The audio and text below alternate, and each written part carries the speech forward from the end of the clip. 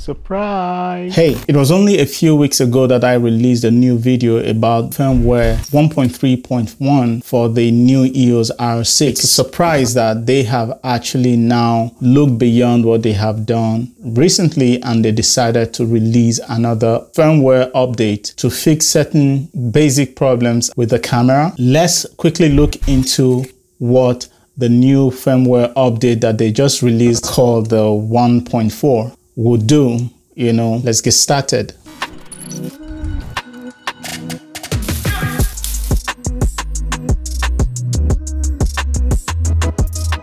Hey, my name is Sam. Welcome to my channel. I am not your typical tutor. I am a hobbyist who is interested in videography and film. What I use and how I use it, be that software and gear, I simply just share with you here on my channel, hoping that you can learn from it. I sincerely hope that you do find value here. So if that sounds like something you're interested in, I'll encourage you to subscribe to this channel and hit the bell notification next to it so that you don't miss another update from me. Without further ado, let's hit the road. A lot of people seem to have what works for them differently based on their needs for the camera.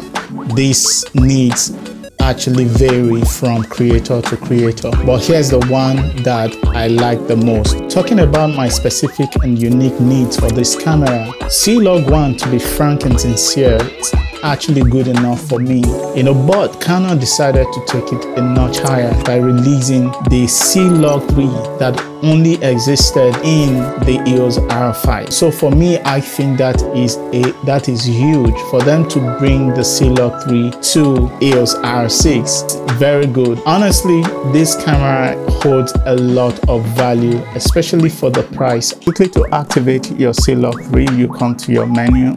If you're using the EOS R6, come right here to number 3 of the web page.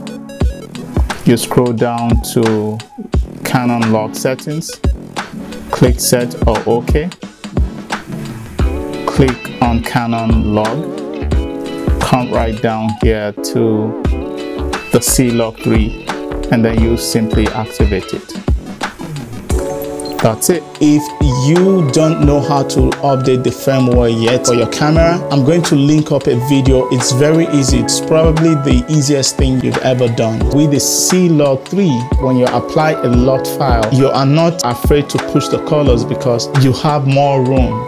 It seems like the C-Log3 captures more details than the C-Log1. So that's basically what I noticed. It might be different for another person, depending on the situations we are dealing with. Needless to say that if you're not already shooting in log files, you are missing out. You need to get in there and begin to shoot with log profiles because they capture a lot of details for your post-production. In post-production, you can easily get very creative with your color grading. Another thing that concerns me directly that the firmware update seems to have fixed is the issue of having to record only to one card slot. So now that problem has been taken care of. I can now record into the 2 SSD card. It is crazy to have enough space in the camera for storage, and then you're shooting, especially when you're shooting 4K, and then all of a sudden you get a message that your storage is filled up.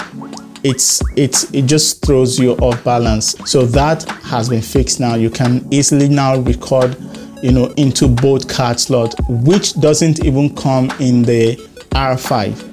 Yeah, it fixes an instabilization problem that was occurring when you just turn on the camera and you start shooting. The stabilization does not kick in like quickly. It takes a bit of time, but they seem to have fixed that too. So these are some of the problems that the updates seems to have fixed, because this firmware update fix a lot of problems with this camera. So you want to look out for them, like deliberately look out for them. I tell you, it works magic for these cameras, So this is what I stopped by to share with you.